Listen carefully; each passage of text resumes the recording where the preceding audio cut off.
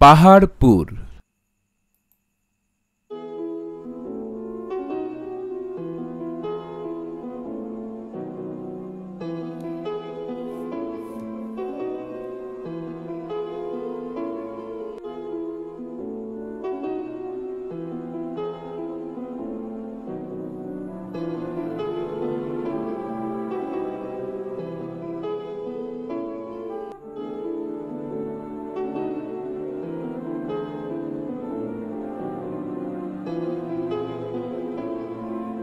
চারিদিকে কোনো পাহাড় নেই, কিন্তু জায়গার নাম পাহাড়পুর।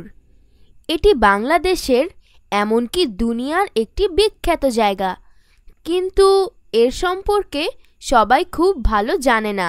তোমরা কি জানো যে পাহাড়পুর একটি সুপ্রাচীন বৌদ্ধ বিহার? প্রায় 1400 বছর আগে বৌদ্ধ ধর্মের অনুসারী ভিক্ষুগণ কোনো বিশেষ একটা জায়গায় থাকতেন। সেখানে তারা নিজেদের ধর্ম চর্চা করতেন আর শিষ্যদের শিক্ষা দিতেন। এরকম জায়গার নাম বিহার।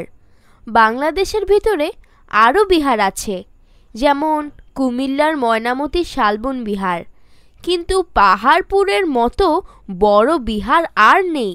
প্রাচীন এ বিহার একসময় খালি পড়ে থাকে। অনেকে মনে করেন যুগ যুগ ধরে উড়ে আসা ধুলাবালি ও মাটি এটির চারিদিকে জমতে থাকে। এক সময় মাটির স্তূপে এটি ঢাকা পড়ে পাহাড়ের মতো হয়ে যায়। সেই থেকে নাম হয়ে যায় পাহাড়পুর। দীর্ঘকাল পরে 1879 সালে আলেকজান্ডার কানিংহাম এই বিশাল পুরাকীর্তি আবিষ্কার করেন। এটির আরেক নাম সোমপুর বিহার বা সোমপুর মহাবিহার। 1. শব্দগুলো পাঠ থেকে খুঁজে বের করি, অর্থ বলি। আবিষ্কার, বিহার, সুপ্রাচীন, ভিক্ষু, স্তূপ, ধর্মচর্চা।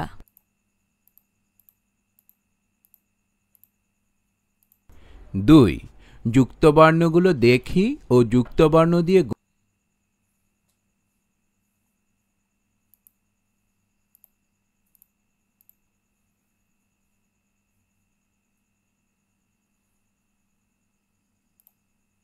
এই বিহারটি নওগাঁ জেলার বদলগাছি উপজেলার পাহাড়পুর গ্রামে অবস্থিত। বিহার এলাকাটি প্রায় 40 একর জায়গা জুড়ে লালচে মাটির ভূমিতে বিস্তৃত। 27 একর জমির উপর এর বিশাল দালান। উত্তর দক্ষিণে এটি 922 ফুট আর পূর্ব পশ্চিমে 919 ফুট বিস্তৃত। বৌদ্ধ ধর্মাবলম্বী রাজা দ্বিতীয় ধর্মপাল প্রায় 1200 বছর আগে এটি নির্মাণ করেন। একদম নিচের মাটির অংশে একটি চারকোনা আকারের। বাইরের দেয়ালের গায়ে পোড়ামাটি দিয়ে নানান রকম ফুল, ফল, পাখি, পুতুল, মূর্তি ইত্যাদি বানানো আছে। উত্তর দিকের ঠিক মাঝখানে মূল দরজা, তারপরেই বড় হলঘর, পাশে দুটি ছোট হলঘর। চারদিকে দেয়ালের ভিতরে সুন্দর সারি বাঁধা 177টি ছোট ঘর। সামনে দিয়ে আছে লম্বা বারান্দা। বিহারটিতে আছে পুকুর, কূপ, স্নানঘাট, স্নানঘর, রান্নাঘর, খাবার ঘর ও টয়লেট। সব মিলিয়ে বিহারটিতে 800 মানুষের থাকার ব্যবস্থা ছিল। পাহাড়পুর ছিল উচ্চশিক্ষার প্রাণকেন্দ্র।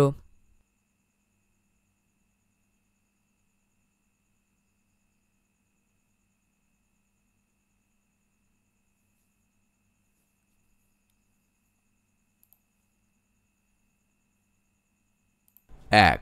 শব্দগুলো পাঠ থেকে খুঁজে বের করি, অর্থ বলি। 2. যুক্তবর্ণগুলো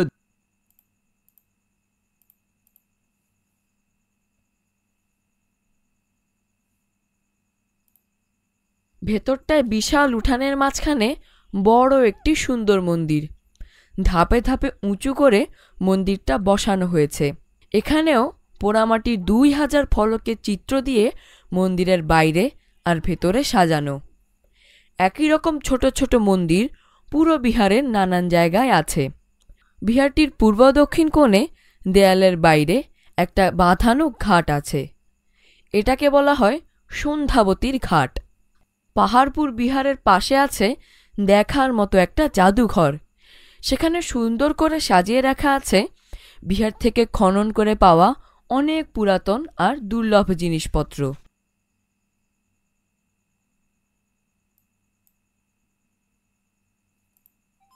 1. শব্দগুলো পাঠ থেকে খুঁজে বের করি, অর্থ বলি।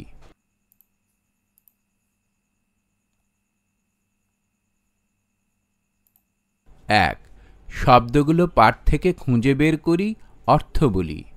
বিহার, সুপ্রাচীন, ভিক্ষু, স্তূপ, বিশাল, প্রাণকেন্দ্র, দুর্লভ, আবিষ্কার, স্নানঘাট, ধর্মচর্চা। 2. ঘরের ভিতরের শব্দগুলো খালি জায়গায় বসিয়ে বাক্য তৈরি করি।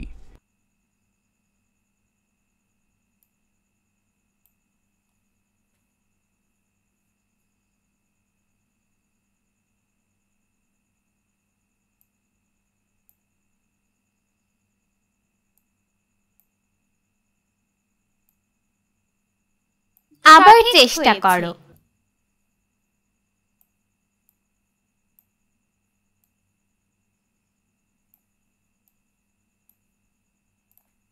3. ঠিক উত্তরটিতে টিক চিহ্ন দিই। ক. বৌদ্ধ ধর্মের অনুসারী ভিক্ষুগণ থাকতেন 1. বৌদ্ধবিহারে। খ. আলেকজান্ডার কানিংহাম এই পুরাকীর্তি আবিষ্কার করেন 1.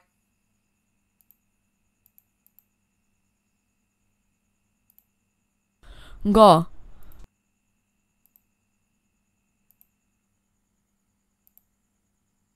4. প্রশ্নগুলোর উত্তর বলি ও লিখি। ক. পাহাড়পুর নামটা কিভাবে হলো? খ.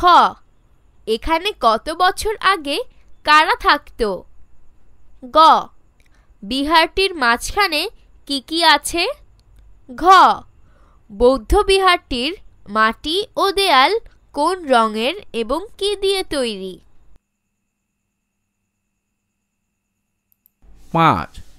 বাম পাশের শব্দাংশের সাথে ডান পাশের ঠিক শব্দাংশ মিলিয়ে বাক্য পড়ি ও লিখি। আবার চেষ্টা করো।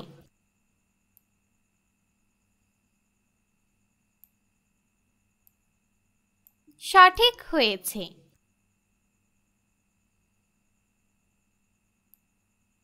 আবার চেষ্টা করো। আবার চেষ্টা করো। আবার চেষ্টা করো। আবার চেষ্টা করো। আবার চেষ্টা করো। সঠিক হয়েছে। 6. বাক্য রচনা করি। ভিক্ষু, ধর্মচর্চা, আবিষ্কার, প্রাণকেন্দ্র, স্নানঘাট। 7. কথাগুলো বুঝে নি। উড়ে আসা। বাতাসের সঙ্গে যা কিছু উড়ে আসতে পারে তাকে বলে উড়ে আসা। যেমন উড়ে আসা গাছের পাতা, উড়ে আসা পাখি ইত্যাদি। পাড়ি দেওয়া। এক জায়গা থেকে আরেক জায়গায় পৌঁছনো বা পার হওয়াকে বলা হয় পাড়ি দেওয়া। যেমন 7 সমুদ্র পাড়ি দেওয়া সবার কাজ নয়। দুর্লভ জিনিসপত্র। যে সকল জিনিস সহজে লভ্য বা পাওয়া যায় না তাকেই দুর্লভ জিনিসপত্র বলে।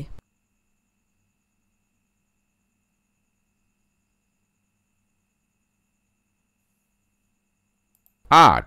কর্ম অনুশীলন। ক. পাহাড়পুর পাঠে যেসব স্থান ও ব্যক্তির নাম আছে সেসব নামের একটি তালিকা তৈরি করি। আমার তালিকাটি পাশের বন্ধুর সাথে মিলিয়ে নিই। খ. ময়নামতির শালবন বিহার দিয়ে 5টি বাক্য লিখি।